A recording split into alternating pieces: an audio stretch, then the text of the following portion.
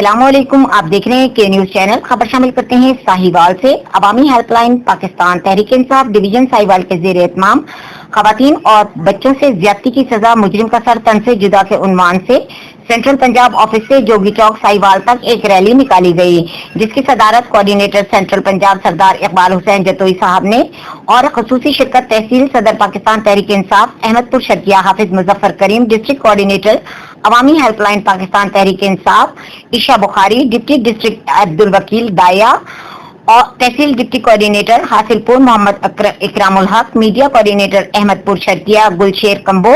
District Pakpattan district Okara की team ने शिरकत की। Coordinator central Punjab Awami helpline Pakistan Tehreek इंसाफ सरदार इकबाल हुसैन जतोई ने रैली से खिताब करते हुए कहा कि अरबाब इख्तियार से मुतालबा है